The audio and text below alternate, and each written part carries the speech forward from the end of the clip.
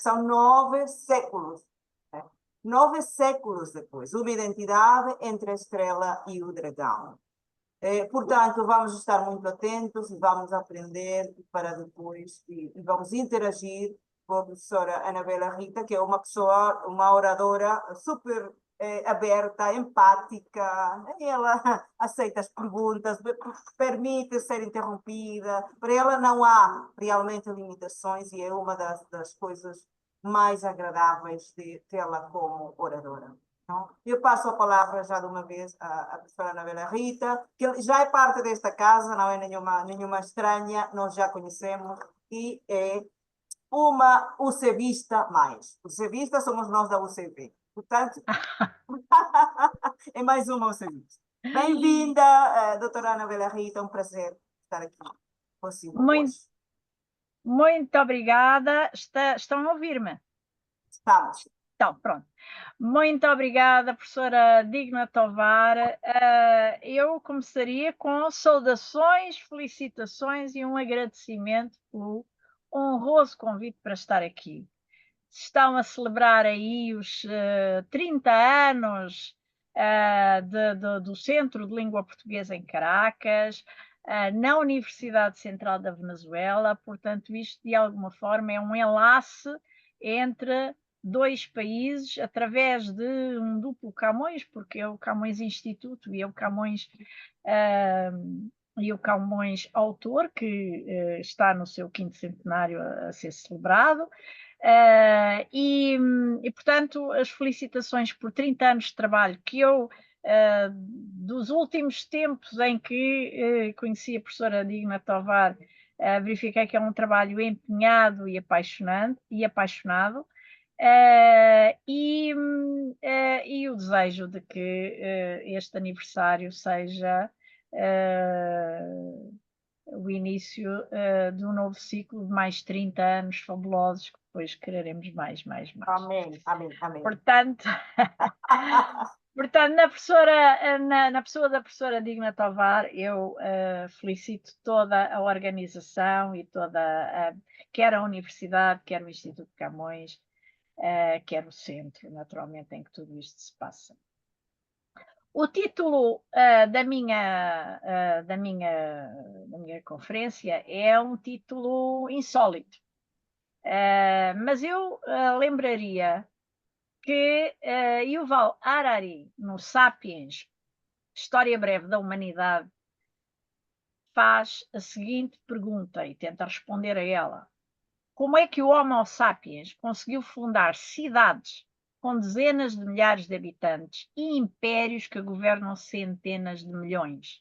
Eles não se conhecem. O segredo foi provavelmente o surgimento da ficção. Um grande número de estranhos pode cooperar de maneira eficaz se acreditar nos mesmos mitos. Toda a cooperação humana em grande escala, seja um Estado moderno, uma igreja medieval, uma cidade antiga ou uma tribo arcaica, se baseia em mitos partilhados que só existem na imaginação coletiva das pessoas. Citado Harari, lembro que o que nos une, aquilo de que ele está a falar, é de narrativas que nos unem no espaço e no tempo, que nos explicam e que nos mobilizam. E essas narrativas cristalizam-se em signos, sinais, símbolos, imagens, enfim, toda uma patrimonialidade que nos recordam as narrativas, lembrando-nos quem somos afinal. Ora, Camões organizou a nossa mitologia identitária e Fernando Pessoa revisitou, e muitos mais, estamos sempre a revisitá-la. É dela que venho aqui falar em jeito de capricho, porque é uma composição musical breve, rápida, de forma muito livre e que foi, enfim, muito usada, muito famosa, não é? Esteve na moda no século XVII, quer no tipo contrapontístico, que é com Frescobaldi, quer no tipo de virtuosismo de um Paganini. Bom, e lembro que Portugal é um país singular, muitas vezes falam disto. É um país singular, cujo dia da celebração, vou tentar falar dessa singularidade, cujo dia de celebração identitária, o 10 de junho, é o dia de um poeta, Camões, mas é também o do seu anjo custódio. E é comum esse dia a 3 regimes políticos que naturalmente não se dão muito bem, não é? Porque surgiram com revoluções sucessivas. Portanto, estamos a falar de um país cuja singularidade se explica em muitos dos seus, ou se tenta explicar e esclarecer em muitos dos seus símbolos, sinais, na sua patrimonialidade, que nós vamos aqui prescrutar. E eu começaria com uma citação de Cunha Leão, num livrinho muito pequenino, mas muito interessante, que se intitula O Enigma Português. Diz ele em 2 momentos. Primeiro, evidente é a independência portuguesa, a sua presença arraigada em ser arraigada e testemunhar-se em todas as circunstâncias. Um corpo, uma fisionomia e uma ação. Manifesto sucessivo. Segundo momento, em que continua isso, diz ele assim: os poetas viram bem. Camões chamou a Espanha cabeça da Europa toda e a Portugal o topo dessa cabeça. Y en Portugal optó por esa cabeza. Eu estou a ouvir será a Vanessa Hernandes? Obrigada. Fernando Pessoa acrescentou aí, a esse pormenor, o rosto com que fita é Portugal. E continua Cunha Leão. Em Lisboa está a boca, o órgão respiratório dessa face, predestinada naturalmente para aspirar e expirar entre a Europa e o transoceano. Vão permitir que eu leia, porque é isso que este capricho pretende fazer. Numa altura em que se nos afigura difícil nascer, viver, envelhecer e morrer em Portugal, com as respectivas dificuldades patenteadas nos mídias do modo geral, e os olhares das novas gerações se fixam hipnótica e anelantemente na vida lá fora, no estrangeiro, o que é ser-se português? E não falo da pascualina, a arte de o ser, ou seja, da arte de ser português de Pascoais. A resposta atual a esta questão bebe nas teorias das comunidades imaginadas, Benedict Anderson e afins. São teorias racionalizadoras, dessacralizadoras, assentes em dados objetivos e materiais comuns, promotores de um sentimento de unidade e de identidade. A soberania, a história, a língua, o território, os símbolos, bandeira, hino, etc., os mapas, os museus, os censos, a Constituição, enfim, é toda uma construção de séculos. Desculpem.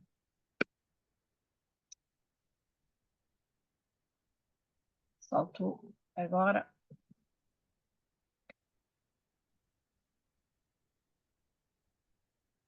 É toda uma construção de séculos analisada em mesa de anatomia. E até os marcos da sua fundação se multiplicam e são problematizados. As batalhas de São Mamede, em 1128, para uns, a de Ourique, 1139, para outros, a Conferência de Zamora, de 1143, para outros, a Bula Manifestus Probatum, 1179, etc. Estas são as principais. Ora, com tudo isto, bem ou mal esclarecido, ouvimos estudantes universitários afirmarem que se sentem, isto é uma frase muito comum, que se sentem mais europeus do que portugueses. Questionados sobre o assunto, demonstram um conhecimento circunscrito à sua própria realidade atual, com cujas constrições vão tentando lidar. Para eles, o passado é um país distante e desconhecido, e quando dele falamos, verificamos que os dados objetivos e materiais potenciam o seu desinteresse. Mas, quando entramos na tessitura penepoliana do imaginário tradicional, a magia e o fascínio captam-nos progressivamente. E nós, oradores, professores, conferencistas, sentimos-nos novas Sheherazadas. A escuta e a leitura suspende-os emocionalmente nesse mundo outro e surpreendente, de mirabilia feito, prodigioso, na expressão de Joaquim Fernandes, oculto ou ocultado, na expressão de António Telmo, de razão e mistério, na acessão de António Quadros, de mitos, na de José Eduardo Franco, de mitosgeometria, na de Carlos Calvé, de símbolos, segundo Lima de Freitas, e de enigmas, segundo Cunha Leão. Um país de profecias esperançosas de um Bandarra, de um António Vieira, aspirando a Quinto Império ou a Quinta Dinastia, hesitante entre a quimera e o labirinto de saudade e esplendor, na expressão de Eduardo Lourenço. País que é a Lusitânia Liberata, de António de Sousa Macedo, ou a Lusitânia Restaurada, de Guzmán Soares, ou a Vindicata, de Dom Manuel da Cunha, ou Formosa, mas agora também com medo de existir, segundo José Gil, ou com a morte anunciada por Miguel Real. Portugal é, pois, um épico de outrora, um Prometeu de outrora, transformado em envelhecido Prometeu agrilhoado. No contraste entre ambos os mundos, o desses jovens e o das gerações mais velhas, gera-se o excesso e a carência, do que nos fala Eduardo Lourenço, desse ser e representação, expressão de Miguel Real, elaborado por uma linhagem intelectual que vai de muito antes da filosofia portuguesa, a Miguel Real, para não citar outros. Ser e representação embebido de mito em labirinto de saudade. Deixa aos historiadores e sociólogos a tarefa de enunciar os dados factuais da longa construção identitária nacional e aos mitólogos a de uma arqueologia dos seus mitos e lendas. Seja-me permitido um capricho sem Frescobaldi, Paganini ou Tchaikovsky ao fundo. Um capricho prescrutando o esfumato da cultura portuguesa que trabalhei ensaísticamente em duologia, duas obras, buscando os alicerces do cânon literário. Duologia que dei exatamente o título de esfumato I. Recuo a antes da fundação de Portugal. Tudo começa à saída do mundo mediterrâneo, fechado sobre si e a sua história lenta, segundo Fernando de Brodel, mítica e legendariamente embebida. No promontório sacro, sagrado, onde a terra se acaba e o mar começa, na expressão de Camões. Tubal, filho de Jafé, cumprindo diretrizes de Noé após o dilúvio, aportou em Setúbal que povoou e foi sepultado no promontório sacro, Sagres, cultuado por toda a Tubália, local posteriormente interditado aos homens no noturno cotidiano, porque dedicado a Saturno e demais deidades, mas também a Hércules. Segue-se o rei Luz e a sua descendência, e finalmente São Vicente, que os corvos e o rei fundador Afonso Henriques trarão a Lisboa o Liceia, por onde antes passara Ulisses, Odisseu, que enlaçou Calipso, de que resultou Abidiz, o nosso peninsular Moisés, ou então, noutra versão da lenda ou das lendas, a rainha Serpentofiusa, cujo movimento convulso a persegui-lo na fuga criou as colinas de Lisboa. Avanço para a fundação de Portugal. A Mirabilia atravessa o território do Porto-Scale, expandida retângulo peninsular em tempo de cruzadas e cavalaria, que o embebem de graálica hipótese, dizem que cá está o grau. Sob o adejar das asas dos anjos entrevistados antes e nas batalhas, homenageados com ordem militar honorífica, de São Miguel da Ala, por exemplo, escultóricos, iluminando textos. Um desses anjos, longamente cultuado desde Ourique, onde teria transmitido a coroa e as armas nacionais a Dom Afonso Henriques, mediador entre Cristo na cruz e Dom Afonso Henriques ajoelhado, tornou-se seu anjo custódio, do país. Seu anjo custódio com festa instituída em 1504, a pedido do rei Dom Manuel, anjo cujo protagonismo anunciador aos pastorinhos de Fátima em 1916 talvez tenha levado à sua consagração em 1952 no calendário litúrgico português pelo Papa Pio XII para comemorar o Dia de Portugal, 10 de junho. Anjo que Diogo Pires, o moço, esculpe em calcário com as insígnias nacionais. O anjo custódio de Portugal, que é de 1518, 1520. E anjo que cruza os céus do planisfério de Almada Negreiros, o que empunha a espada flamejante em defesa do povo custodiado por si nos painéis da Gar Marítima de Alcântara, aqueles painéis que Almada designa, intitula por Lá vem a Nau Catrineta. O rei fundador, descendente, quiçá, do imperador Clarimundo, segundo João de Barros, parente acreditado do prestigiado e religioso São Bernardo, que está inscrito na capa da primeira parte da monarquia lusitana, de 1597, e nosso ancestral na probabilística matemática, segundo Jorge Buesco, é miraculosamente curado da paralisia das pernas, de acordo com o onírico anúncio de Nossa Senhora ao aio Egas Muniz. É auspiciosamente autoarmado cavaleiro, visionariamente investido por Cristo no seu 30º aniversário, segundo alguns, de uma missão régia nacional e universalizante. E, em simultâneo, alçado rei, expressão é cronística, do seu exército, tornando Ourique o seu pátrio da vitória bélica e da fundação, mas também da expansão marítima assinalada pelo cartógrafo Alberto Cantino, que Almada Negreiros modernizará em mapa de 1937. Expansão promotora do primeiro império global, segundo muitos autores, particularmente anglo-saxónicos. Sob esse signo, in hoc signo, replicado da vitória de Constantino na Batalha da Ponte Milvia, em 312, o imaginário nacional embeberá a sua trajetória e o seu património monumental.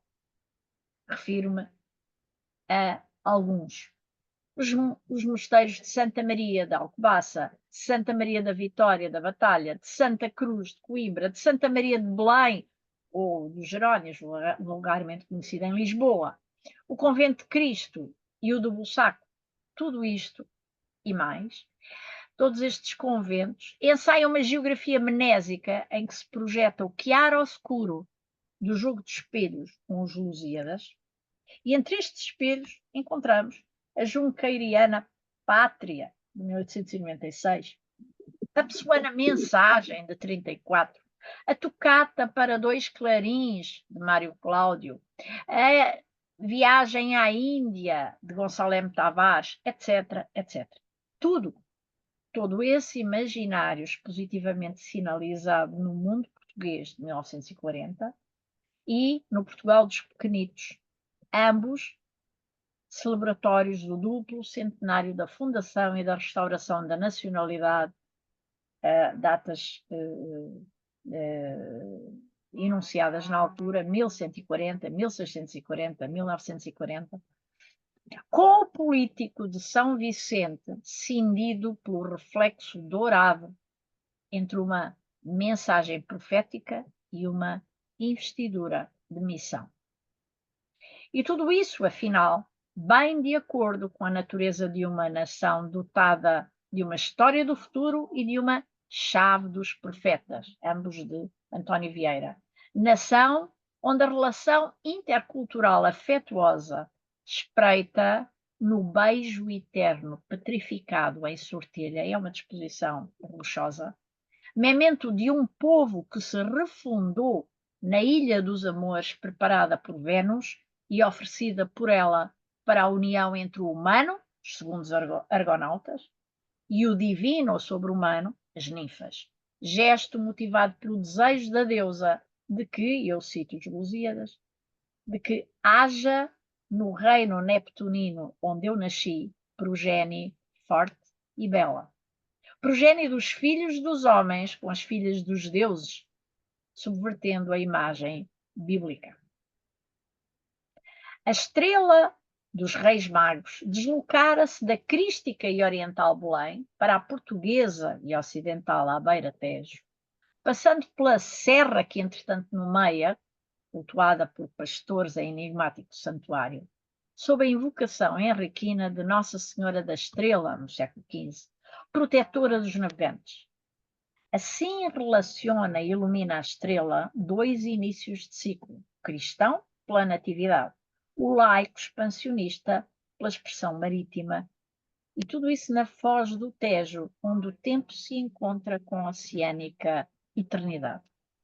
Entretanto, essa estrela passara pela abóbada da ínclita e grálica geração no Mosteiro da Batalha, para iluminar a expansão como Stella Maris.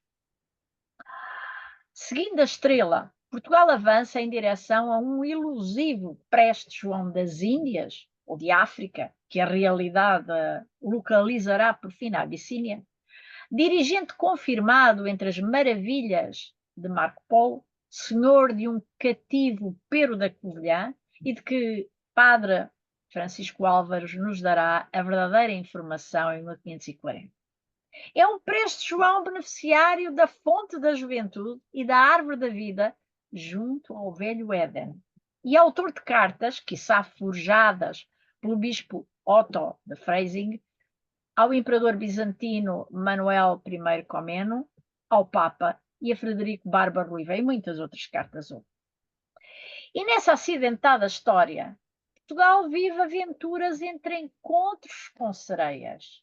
São as sereias mediterrânicas que fazem ecoar a antiguidade clássica, ou as oceânicas, como as duas capturadas na costa da Guiné em 1503, de que há notícia, mas também sereias peninsulares, mencionadas em Acordo Régio com a Ordem de Santiago em 1255 e referidas por Damião de Góis e Gaspar Correia, ou sereias fundadoras, como a lendária Ofiusa, que eu já aqui referi, a mulher serpente, a rainha serpente, sedutora de Ulisses, dentre Sado e Tejo, ou sereias propiciadoras, como essa Tétis suportada por um Atlante a desenhar rotas num globo no coste triunfal de Dom João V, senhor da conquista, navegação e comércio da Etiópia, Arábia, Pérsia e Índia. Mas também sereias de lendas fundacionais familiares, como a Sádave, como a sereia fada Melusina dos Luzinhões, etc, etc.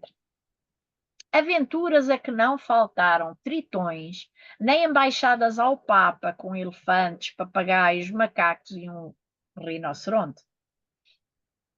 E durante essas aventuras, o projeto nacional imperial foi-se transmutando em Quinto Imperial, com hipóteses de alianças matrimoniais entre os infantes de Avis e de Lalabela, e os de Lalabela, refundando a linhagem dos míticos Rei Salomão e Rainha do Sabá, num enlace entre o Atlântico e o Índico, o Ocidente e o Oriente, o cristianismo católico, o copta, o nestoriano, o sírio, malabar e o são tomense. Na coreografia do Tejo, Almada Negreiros oferece-nos a sua história sinedóquica e simbólica. Nos painéis da Nau Catrineta, História de Portugal, onde ecoa a epopeia popular recolhida por Garrett. E esses painéis são um memento identitário de despedida e de acolhimento contra a eventual amnésia causada pela provação oceânica de lete extingida. E o padrão dos descobrimentos eleva a prece pessoana e comunitária através da ascensão dos heróis até à nau erguida como cálice eucarístico da existência comunitária, numa composição acolhida de braços abertos, na outra margem do Tejo, pelo Cristo Rei, com homólogo transatlântico no Rio de Janeiro, sinalizando esse cristianismo que insuflou e se representou nas velas das caravelas, alçadas por Neptuno no planisfério de Almada Negreiros, e por Dom Manuel I em diversa cartografia, Rei Cristianíssimo cavalgando, é o título que foi dado pelo Papa, cavalgando triunfantemente um dos muitos monstros fabulosos e cartografados, por exemplo, no mapa de Olaus Magnus, com a coroa fechada replicando a da Europa Regina de Putz ou de Munster, e a restante regália, empunhando a bandeira nacional. Rei venturoso, movido por utopias de soberania universal e de predestinação de novo Emanuel. Na balança da Europa, título Garrettiano, 1830, Portugal reafirma garrettianamente a congénita, e a expressão é de Garrett, necessidade absoluta, forçosa, invencível de ser livre, que lhe cinzelou a ação desde a nova aliança e juramento fundacional, gravada no seu Evangelho, segundo Fernão Lopes, e na genealogia régia retomada em 1640 e pluriartisticamente replicada. Aliança, desejo e genealogia, ou todos fundidos, simbolizada no draconiano signo sinal do seu brasão, associado ao patronato de São Jorge desde a Batalha de Aljubarrota, homenageado pelo Castelo de Lisboa, que é o Castelo de São Jorge, signo sinal inscrito a água na terra, que refirma a ribeira de Odeleite, lusitano, selo identitário, replicado diversamente, desde o Cruzeiro de Vila Viçosa ao centro dos brasões do Palácio de Sintra, para já não mencionar brasões de cidades como Braga, Coimbra, etc., passando pelo Elmo Régio, pelo Tuzão de Ouro, e a representação régia no álbum Tuzão de Ouro, também ostentado no Portal dos Jerónimos, no tarô português, nos armoriais, etc.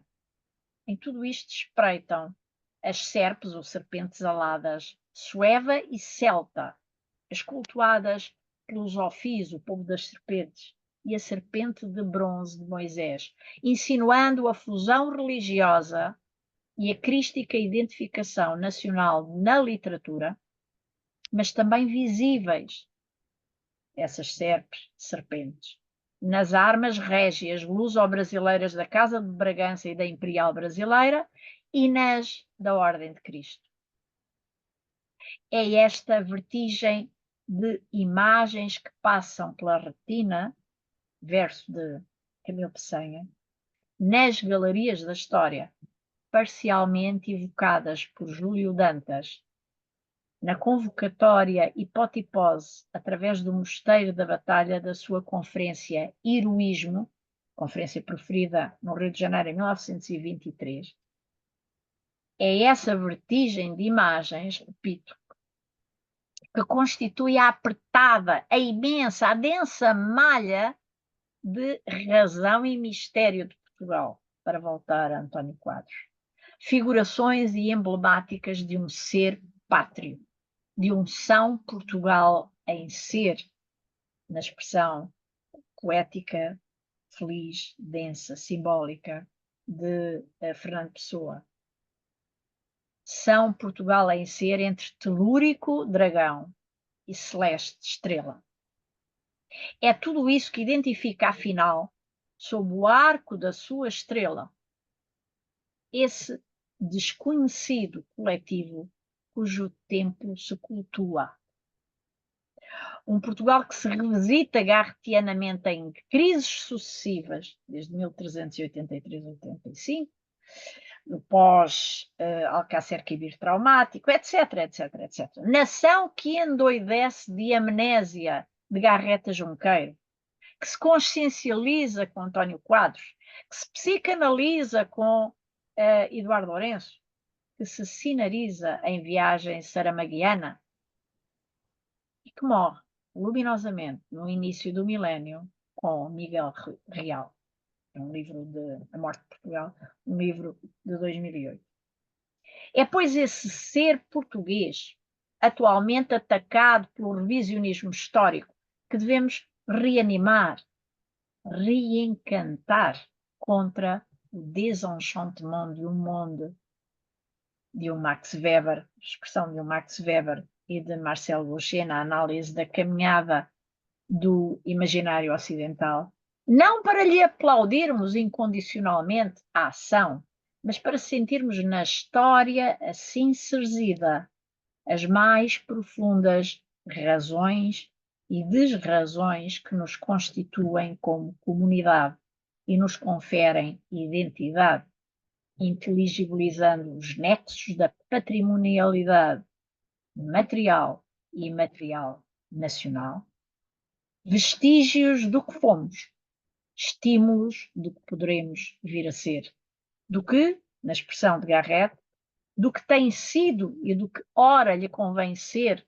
na nova ordem, subtítulo de Garrett, porque nos une, emociona e motiva, entretecendo os tempos, os espaços e as figuras, legitimando também a mudança, a transformação, que só é possível na clara noção da anterioridade.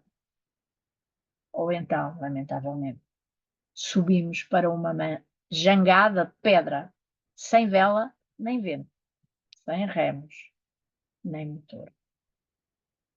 Muito obrigada pela vossa atenção. Renovadas felicitações por este 30º aniversário do Centro de Língua Portuguesa Camões em Caracas e na Universidade Central da Venezuela, e votos de que nos possamos reencontrar em futuros aniversários. Mas eu não quereria terminar sem vos mostrar as imagens que de alguma forma refiro em título. Portanto, se é digna me permitir uma partilha de ecrã, ora, vejamos aqui, eu vou mostrar aqui. Veja lá se consegue partilhar. Por favor. Compartilhar aqui.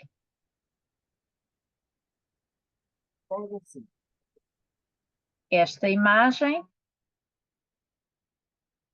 Ora bem, cá temos a estrela que nos vem de Belém, que está no teto da Capela do Fundador.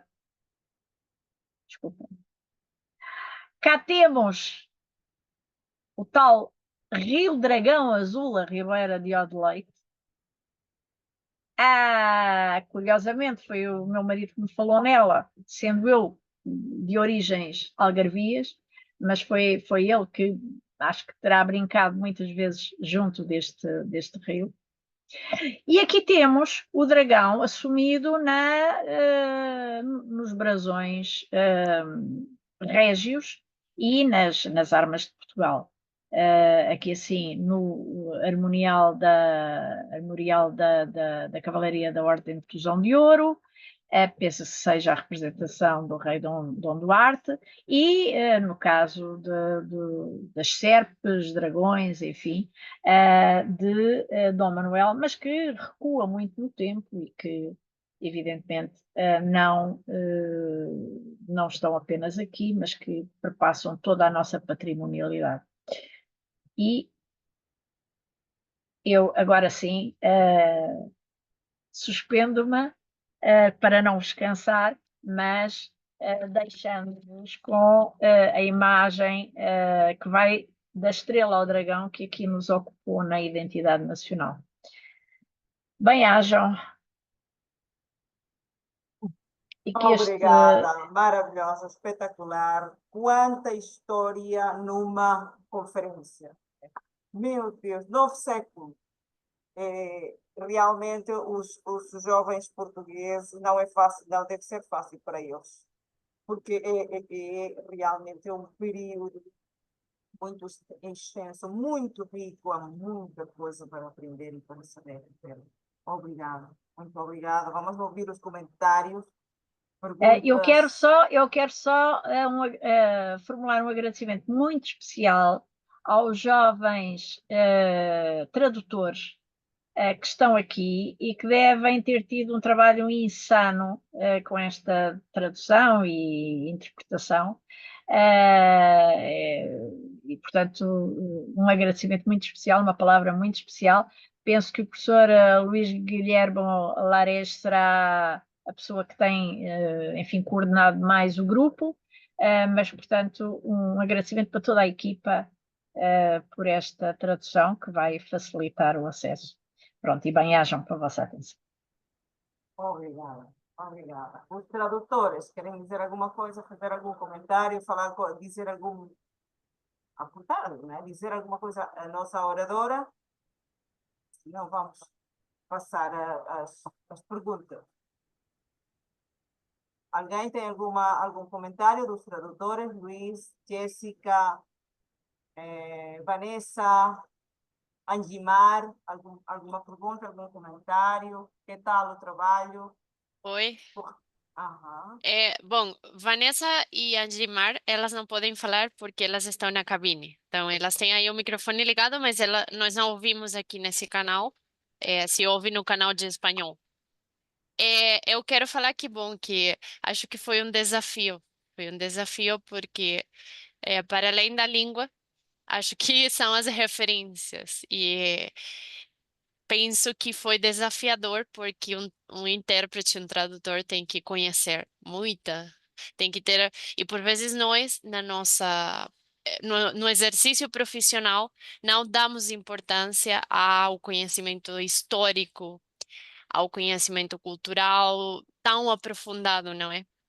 E nesses momentos nós temos que nos preparar, temos que ler, temos que conhecer as referências, porque não tem outra forma de passar para o espanhol uma cultura ou uma série de referentes culturais que são próprios de Portugal, se não nos preparamos. Então, acho que isso foi um trabalho muito importante de preparação que fizeram os intérpretes que estão na cabine. Não sei se os professores. Eu não sou professora de interpretação, eu sou professora de português, mas eu apoio aqui com a organização. Mas não sei se os professores de interpretação querem falar alguma coisa. E sei que as intérpretes agora não podem falar, mas depois, sim.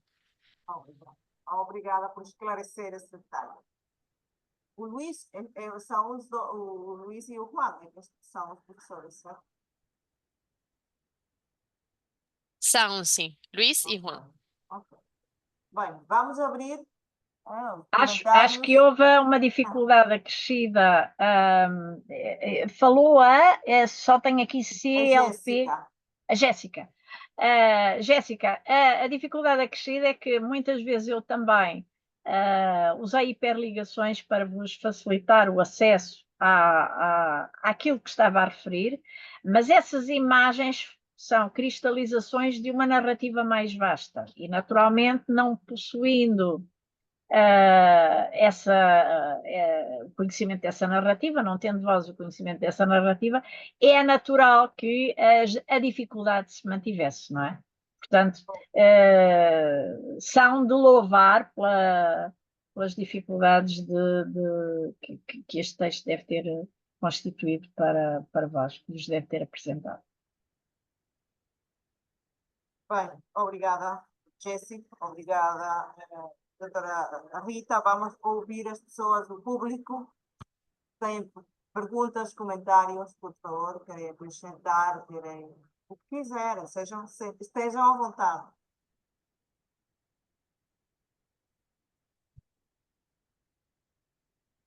Ok? Não sei se estou a ouvir-me, boa tarde. Ouvimos, boa tarde. Sim, boa tarde. É com muito gosto que estou aqui também nestas comemorações, neste aniversário, e queria também felicitar a professora doutora Anabela Rita, porque de facto cada conferência, cada seminário, cada aula é uma lição de cultura, de arte, de mitologia, portanto, ouvi-la, mesmo que seja sobre o mesmo tema 2 vezes, no mesmo dia, em horas diferentes, nunca será igual. Portanto, agradeço imenso, porque é de facto sempre, são sempre aulas enciclopédicas e, portanto, deixo o meu agradecimento ao facto de poder ter estado aqui a escutar e ouvir a sua ótima conferência. Muito obrigada. E parabéns à realização deste evento, portanto, à Universidade e à Embaixada pela realização do evento. Professora Natália Constâncio, obrigadíssima. Eu quero dizer já agora que a professora Natália Constâncio além de coordenar um projeto de investigação muito interessante, que recomendo vivamente que consultem, que é o Atlas das Paisagens Literárias de Portugal Continental. Além disso, tem e de vasta bibliografia ensaística, é romancista histórica. Portanto, como calculam, vai remexendo e reelaborando, revisitando alguns dos materiais que eu aqui me senti tentada não pude ir a eles, mas me senti tentada a evocar. Portanto, e tem-no feito com uma mestria e um talento muito, muito grandes. Portanto, bem-aja por estar aqui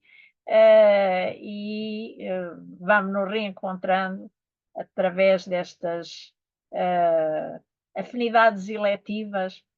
Estou também ali a reconhecer a professora Cátia Canton, que está no Brasil e que recentemente esteve por cá e que é uma pintora também, além de ser ensaísta e de trabalhar outros materiais do nosso imaginário, que são os textos do contuário infantil, do contuário tradicional infantil, às vezes não tão infantil como nós pensamos.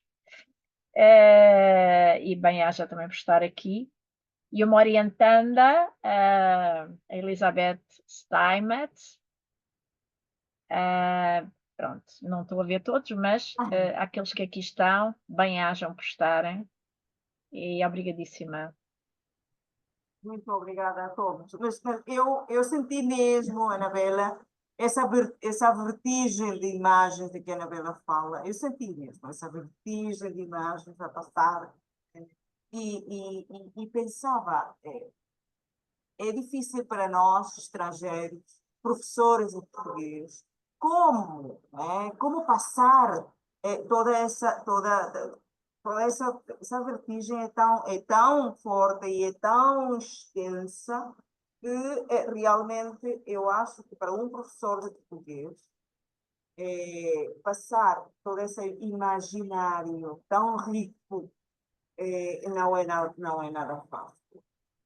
Vocês, que recomendações é que podia dar a um professor estrangeiro para falar ou para conhecer, para abordar este imaginário de uma maneira leve e que consiga passar para os seus estudantes também estrangeiros?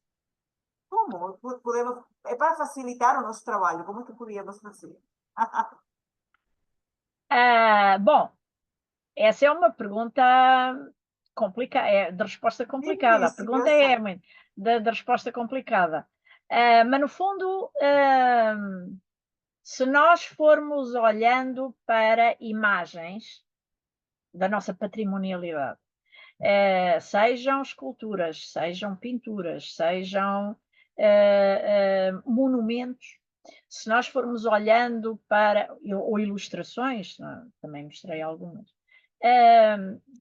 se nós formos olhando para isso e formos tentando inscrever numa visão de um país que se construiu, que se elaborou, que se pensou como um país de eleição, um país escolhido, um povo eleito, não é?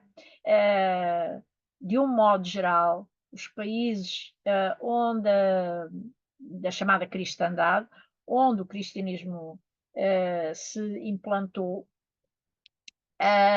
têm tendência para criar o cristianismo nas suas múltiplas versões, não é? Têm tendência, o messianismo, etc., têm tendência para se construírem sua identidade como povo eleito. E isso significa que têm um olhar para trás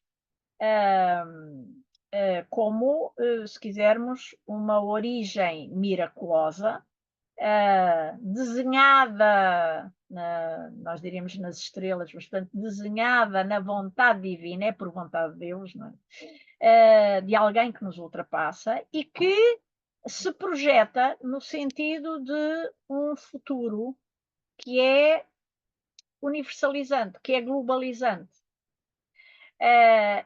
Se quisermos, este esquema interpretativo vai permitir inserir muitas destas referências que eu aqui tenho, sendo que temos que ter a noção que muitas vezes, eu disse que Camões organizou o nosso imaginário. No fundo, é como olharmos o céu e vermos estrelas. O que ele fez foi desenhar constelações. Definir constelações já permite uma orientação diferente, já permite olhar para os céus e ver outra coisa. Ora, é exatamente isso que alguns autores conseguiram fazer para partes do nosso imaginário. O nosso imaginário é difuso, extremamente difuso. Cristaliza-se na patrimonialidade, mas os seus intérpretes nem sempre tiveram uma visão de conjunto. Ora, o nosso Camões tem, de facto, essa visão de conjunto.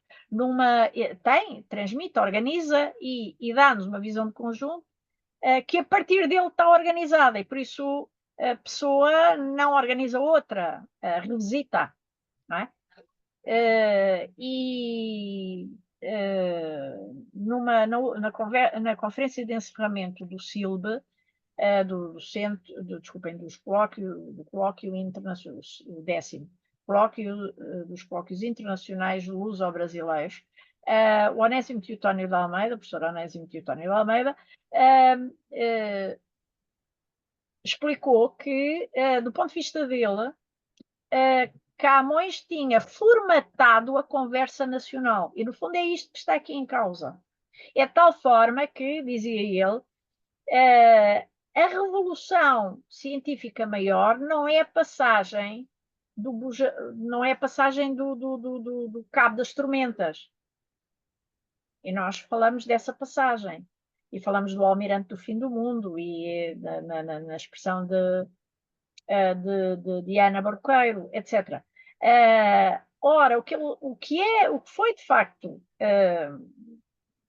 atordoante, se quisermos, que meteu medo, fundamentalmente, não foi o monstrengo lá adiante, mas foi antes dele a passagem do Equador. Porque supostamente, do lado lá do Equador, as pessoas andavam ao contrário, não é? Pernas para lá. Não sabia como é que andavam, como é que elas se seguravam. Portanto, ultrapassando o Equador, o que é que ia acontecer? Ora, ninguém pensa nisso. Porquê? Porque o nosso Camões organizou e parametrizou, formatou o nosso imaginário de tal maneira que nós não pensamos nisso. Porque para ele isso já não era importante. Ele já tinha feito a viagem, já tinha conhecido, já tinha estado no Oriente, já tinha percorrido tudo aquilo. E, portanto, naturalmente, o que ele nos dá é uma viagem de ida e volta, não é? em que há um momento em que dois oceanos se encontram e, portanto, é o lugar por excelência para ir buscar, se quisermos, mergulhar no tempo, ir repescar um monstro de outrora, que é o Adamastor, que evidentemente já tinha surgido de formas diferentes na mitologia clássica, da antiguidade clássica. E que é, enfim, um filho de um dos deuses primordiais. Portanto, eu diria que se nós pensarmos neste esquema analítico, nós conseguimos interpretar a grande maioria destas questões, mas depois há questões específicas que implicam naturalmente que tenhamos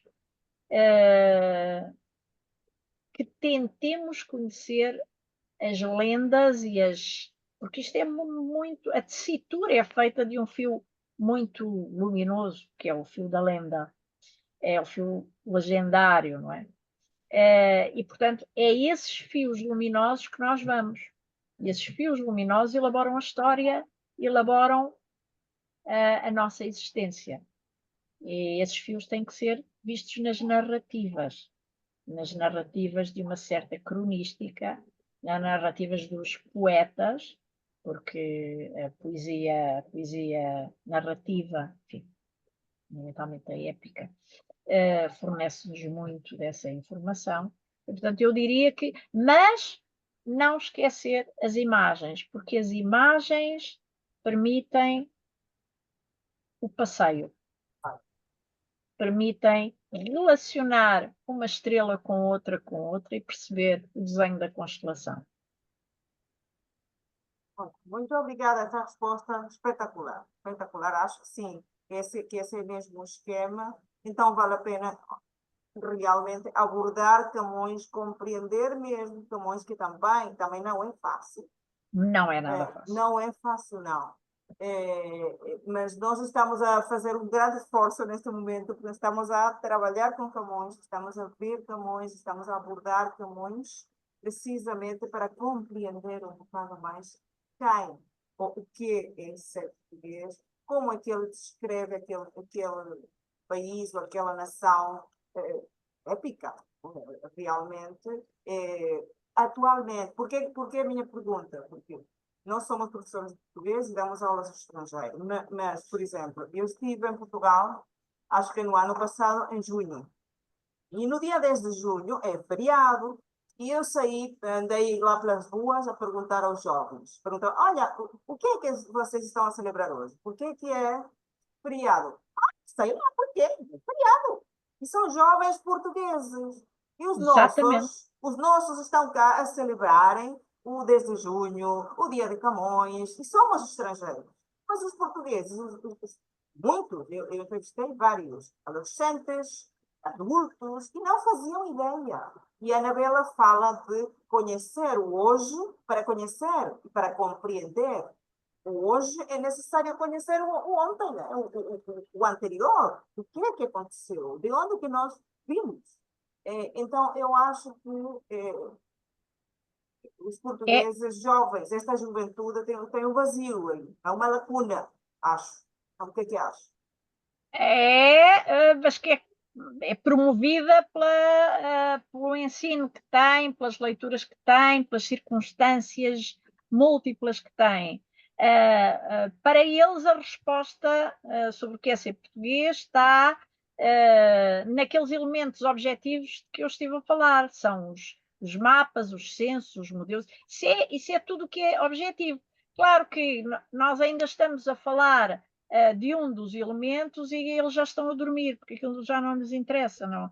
Mas quando começamos a falar disto, isto é o contuário, isto é a mitologia, são as lendas que eles não tiveram na adolescência, que eles não tiveram na infância.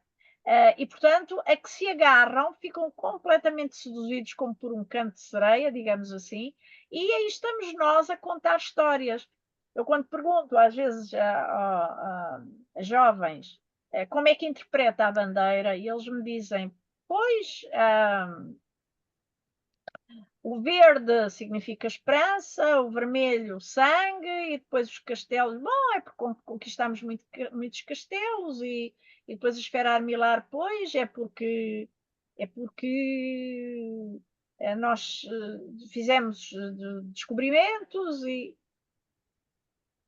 isto está no nosso imaginário, todos estes elementos estão no nosso imaginário desde a fundação e desde os textos que descrevem ou narram cenas de fundação.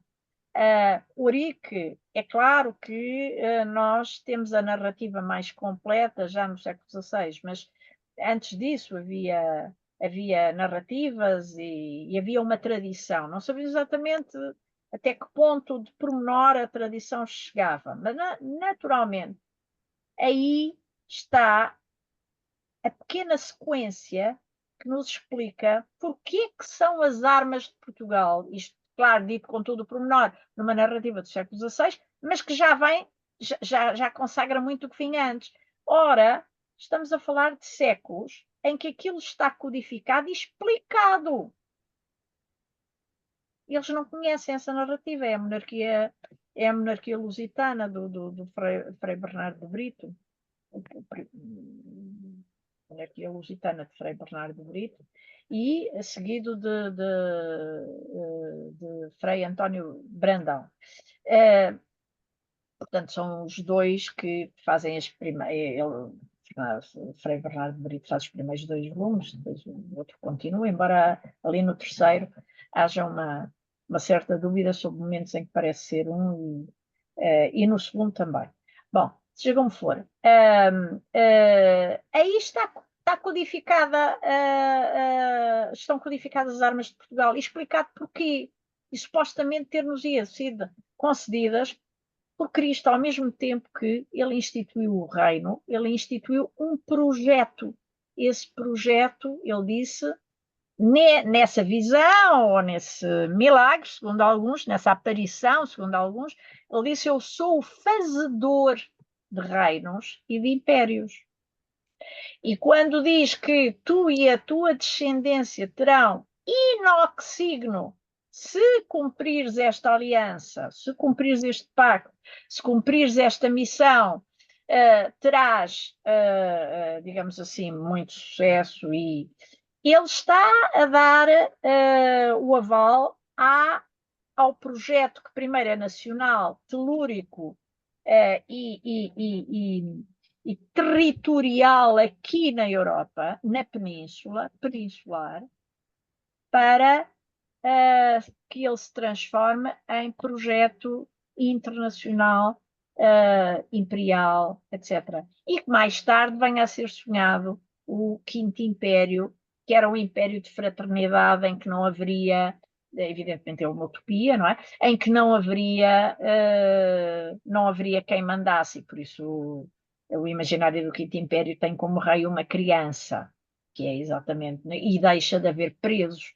Portanto, é a ideia de que todos nós viveremos numa eterna fraternidade. Portanto, isto é do domínio da utopia, exatamente, mas no fundo tudo isso é sonhado através de vaticínios, de predições, de narrativas, lendas, etc., que se vão reequacionando, mas sempre reforçadas por alguma coisa que está para trás. Mas estas são passagens bíblicas, esta de que será exatamente. o império, sim. Né? Exatamente. Aliás, quando nós olhamos para a Ilha dos Amores, o que é que nós temos ali? Não é?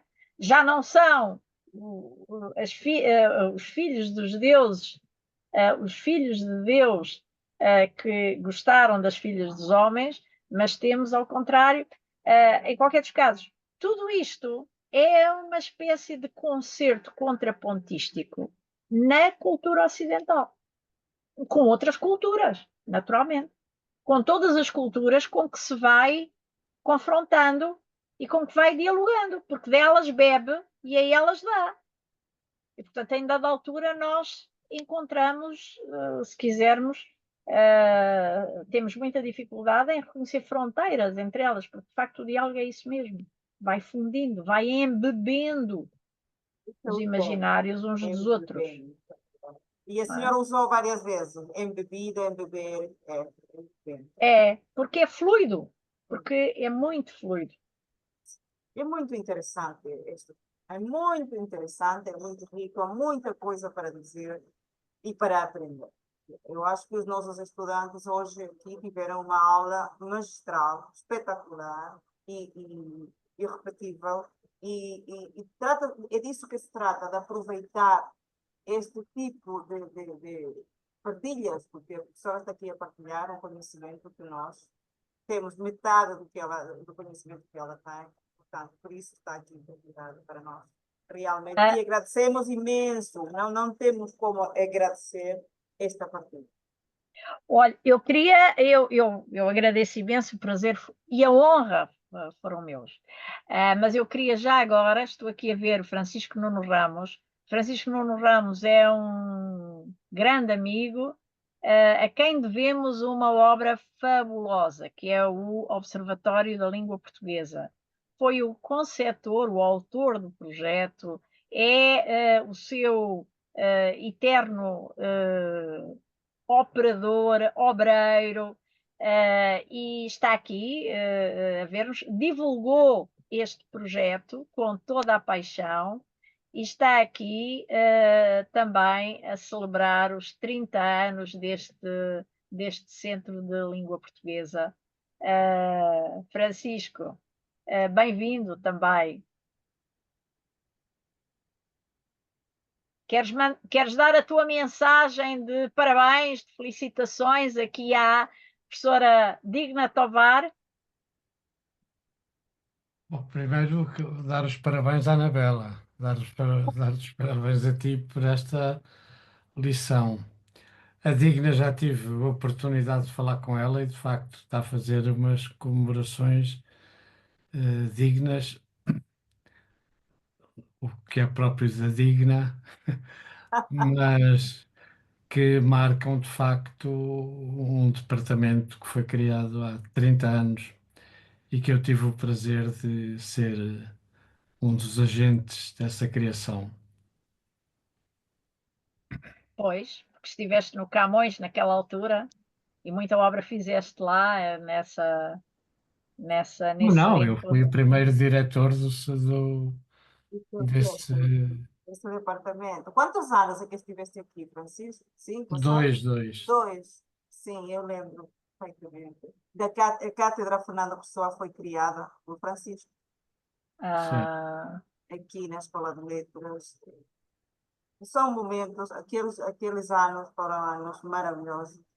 E olha, cá está o resultado, né? Este é o produto daquela negociação diplomática do Francisco aqui com a Venezuela e entre autoridades. E realmente agradecemos, temos muito a agradecer ao Francisco. Francisco é o culpado, um dos culpados de nós estarmos cá hoje e, portanto, agradecimento também para ele, muito grande. Abençoada culpa, aprendi Francisco. muito. Nós também, nós também. Pronto. Mais alguma pergunta, algum comentário? Eu acho que a Maria Teresa, será que não está aqui? Porque a Maria Teresa, ela sempre está atenta. Anabela, a Rita vai estar, vai. Eu vou lá estar, tenho de ouvi-la. Ela adora estas apresentações. Bem, então, diga. Não, eu acho que estão preparados para continuar a celebração agora com outras etapas. Ontem foi o dia da memória, hoje já tivemos aqui um momento de memória, não é? Com o Francisco. Com o Francisco, sim. E, portanto, já estão preparados para o que vem aí, as novidades. O programa é um programa fabuloso, é muito bom e, portanto, a Digna fez um digno programa, dizias tu, Francisco, é mais do que digno, é notável, brincando com as palavras e com neste trocadilho que nos fraterniza, não é? E portanto, olha, bem-ajam, eu adorei estar aqui numa ocasião destas, foi uma honra, foi um prazer, foi uma uma delícia. Honra para E nós. reencontrar algumas pessoas que eu já não vi há algum tempo. E sentir que a língua portuguesa, a cultura portuguesa, é fonte de fascínio para quem começa a mexer nos seus fiozinhos, nos seus bordados, não é? De fios luminosos de tecido. Portanto, Sim, senhora. E acredito que vamos continuar a mexer nesses fios e a Anabela vai ser a nossa cúmplice nessas, porque sabemos que contamos consigo, tá bem? E com o Francisco também vai ser Francisco, envolvido nessa. Claro que sim. Bem, então muito obrigada, um prazer, uma honra, não temos como agradecer tanto carinho e tanta boa disposição. Não, alguma questão no chat ou não? No chat. no chat eu quero agradecer os elogios que aqui estão, mas não vejo aqui nenhuma Não, não há nenhuma questão. Portanto, bem-ajam Jéssica, Kátia, Francisco, Natália, Alexandre, Elisângela, Wendy, Marco, o dos Ramos é o Francisco, é não o é? Francisco, exatamente. Portanto, e a todos os que não disseram nada, não escreveram nada, mas estiveram aqui, o que significa que Exatamente. estão connosco. Claro que sim, estão conosco. E eu agradeço muito também a presença da Natália, da Kátia, da Elisângela, e acho que elas também têm a ver com literatura, né? Portanto, se calhar também vamos tentar atraí-las, Ora, puxá-las para este lado. Né? ora, ora, A ora, Anabela vai ora. me ajudar nisso. A Anabela vai dar um jeito nisso, está bem? Bem, Foi por Sim, isso que eu comecei já por dizer em que exatamente. elas. Ora! Já identificou de uma vez. E é assim que se faz, Anabela. Eu agradeço esses dados importantes. Está bem? Pronto, muito boa tarde a todas, a todos. Muito Continuação de uma boa obrigada. celebração. Obrigadíssima. Boa tarde. Tchau.